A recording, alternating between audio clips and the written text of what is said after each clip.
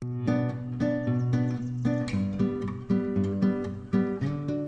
привет и здравствуйте! Сегодня я без микрофона, поэтому прошу прощения за звук. Не обращайте внимания на то, что кое-кто скребется у меня за спиной. Смотрите, у меня собралось немножко падалицы. Если вы помните, у меня есть дерево сорта Брамли или Cooking Apple, как оно называется на английском языке. На это дерево привито еще 4 других сорта.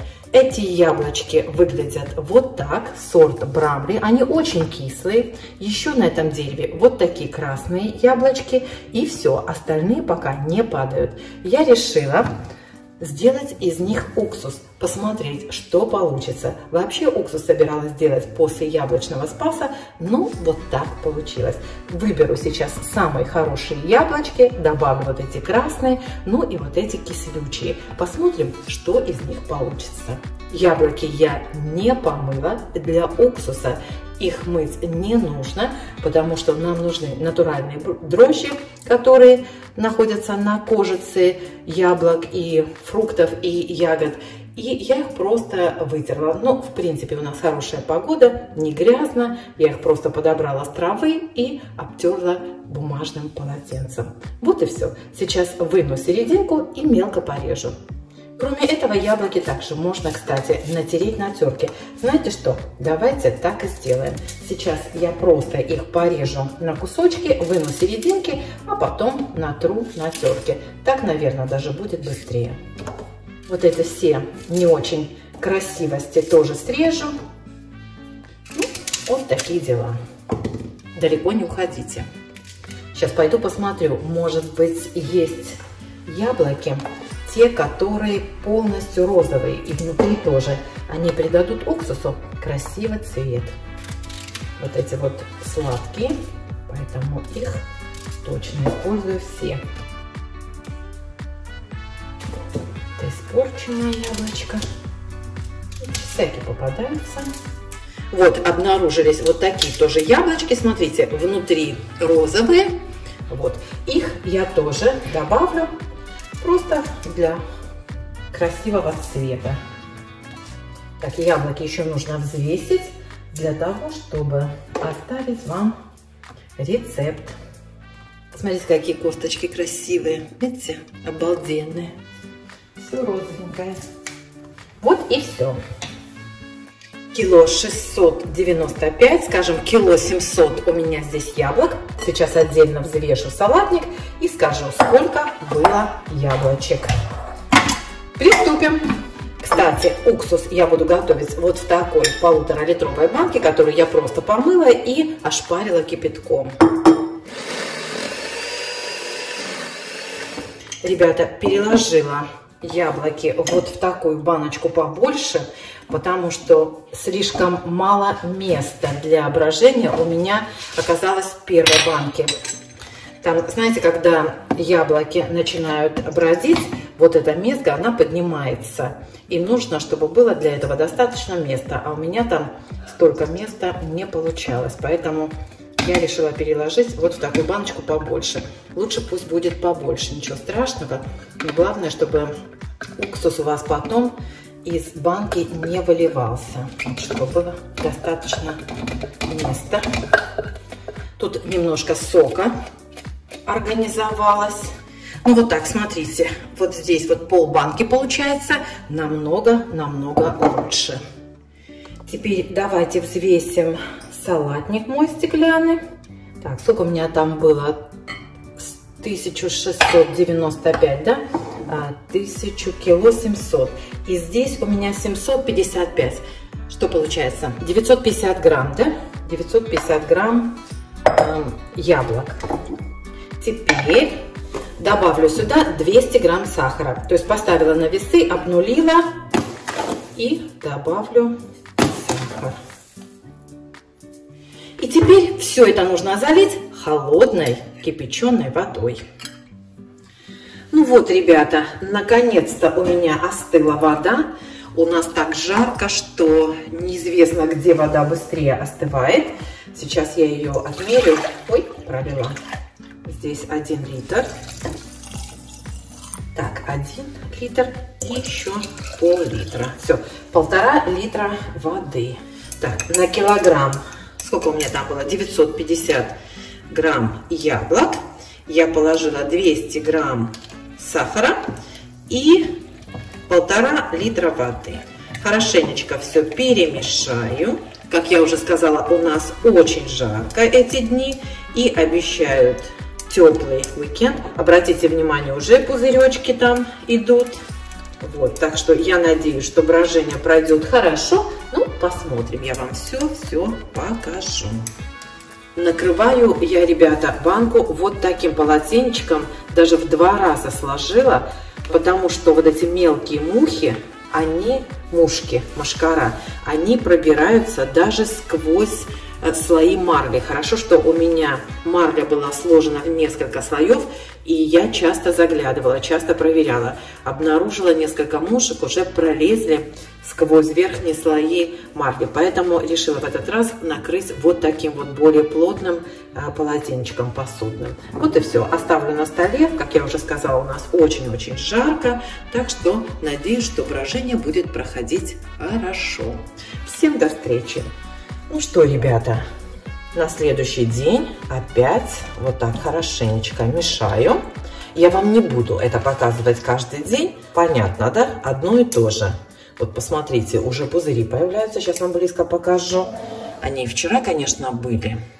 Но видите, да, что уже, наверное, идет брожение. Запах пока такой, знаете, как яблочный компотик. На вкус тоже особо изменений нету, просто как вода настойная на яблоках. Не буду вам показывать это каждый день, но буду вот так вот мешать периодически. Вообще нужно 2 раза в день, может почаще буду мешать, посмотрю.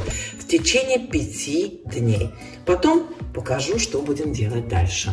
И еще забыла сказать, что постоянно нужно проверять вот эту ткань, которой у вас накрыта банка, потому что, как я вчера сказала, что вот эти мелкие мушки, они даже пробираются сквозь марлю, поэтому нужно брать ткань очень такую плотную, чтобы мухи туда не пролезали, но чтобы воздух поступал. Ну вот, ребята, посмотрите на мой уксус. Перчатка была хорошо надута, но я когда подняла, по-моему, где-то порвала. Что-то точно не вижу. Сейчас я что сделаю?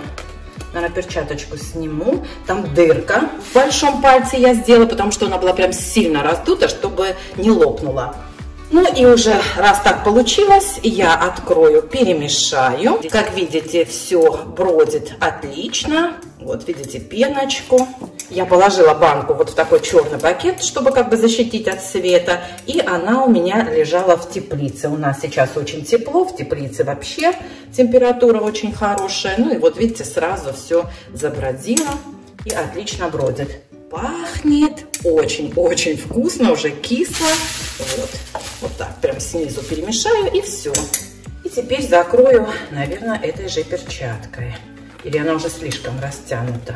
Ну, вот так. Теперь вынесу банку в теплицу, и пусть она продолжает бродить. Сегодня у меня 7-й день. Ребята, вот 5 дней я мешала каждый день, потом накрыла перчаткой и вынесла в теплицу. Вот 2-й день, сегодня 7-й день. И вот так вот оставлю еще примерно, наверное, на 2 месяца. Пусть бродит, перебраживает, и потом будем с вами процеживать. Ну что, ребята, сняла я перчатку, перемешала, и теперь хочу закрыть вот так полотенечком тканью, чтобы уксус продолжал как бы уже бродить, киснуть, уже теперь с доступом воздуха. Очень удобно вот эти баночки все-таки, слушайте. Вот, смотрите, вот так вот закрою. Я вам уже говорила, что мушки пробираются сквозь марлю, поэтому я накрою вот такой тканью. Опять закрою в темный пакет, вынесу в гараж и оставлю, наверное, на 8 недель, на 2 месяца. Вот, потом встречаемся с вами. Всем привет, дорогие друзья! Прошу прощения за беспорядок на столе. Я сегодня целый день занимаюсь домашним хозяйством. Здесь у меня баночка огурцов засолена. Вот тут вот уже в тепле укутана, видите, одеялами. И детское пюре. Я сегодня варила пупсу пюре из яблок, из тыквы. Вот так оно выглядит. Оно еще тепленькое. Если кому-то интересно, обязательно посмотрите рецепт у меня на канале. Очень простое пюре, всего из 2 ингредиентов. Яблоко и тыква. Добавляю немножко воды, без сахара, варю до готовности. И вот посмотрите, какое шикарное пюре получается. Вчера варила точно такое же без тыквы, просто из яблок, получилось как наша неженка. Помните наше детское пюре неженка? Вот точь в точь и по цвету, и по консистенции, и по вкусу. Я сама в шоке. Еще варила яблочный джем. У меня, наверное, получилось его 3 литра вот в таких баночках. Очень вкусный, но, конечно, сладковатый. Я стараюсь всегда добавлять чуть меньше сахара. И обязательно посмотрите вот такое масло. Это масло из оливкового масла и календулы. Не буду сейчас руки мазать сильно, но вот посмотрите на мою кожу. Я сегодня целый день в воде. Если просто намазать руки этим маслом, они становятся необыкновенные. Очень хорошо это масло впитывается. Вообще я сделала это средство для ног. От трещин на ногах, поскольку на работе я ношу клокс постоянно, да, ну и дома тоже, если вот вы носите шлепки, то вот этот рецепт очень хорошо подходит. Сейчас эту муху заразу. То вот это масло отличное. Посмотрите, вот просто я чуть-чуть помазала, и сразу руки совсем другие. Очень хорошо впитывается. Вот вам видно, что не жирные руки, ничего. Ну, понятно, да, что нужно немножко помассировать. Вот. Ну, это, скажем так, отступление. А вообще-то я снимаю яблочный уксус, который я процедила только сегодня. То есть немножко задержалась, поскольку была в отпуске в Италии. Вот, и сейчас, значит, что я сделала? Процедила через дуршлаг, просто в кастрюлю, вот видите, через марлю. Я его процедила, отжала. И теперь я еще раз процежу вот в такие баночки, которые я просто ошпарила кипятком, не стерилизовала их. Процежу через фильтры кофейные. Сейчас я вам покажу. Вот такие вот у меня бутылки. Ну, просто нет других, девочки. Если у вас есть бутылки с хорошо закрывающимися крышками, то пользуйтесь. И вот я пользуюсь вот такими фильтрами для кофе. Очень удобно процеживать, если, знаете, как сильно не выдавливать, не продавливать, то очень удобно. Вот теперь я процежу весь уксус вот сюда в такие бутылки. Просто, к сожалению, других у меня нет. И одну бутылочку отнесу Ане, своей коллеге. Вот так вот буду все процеживать. У меня уксус получился непрозрачный. Не знаю, у кого как, ребята, а у меня вот такой. Ну, говорят, что так даже лучше. В конце видео скажу вам, сколько у меня получилось уксуса.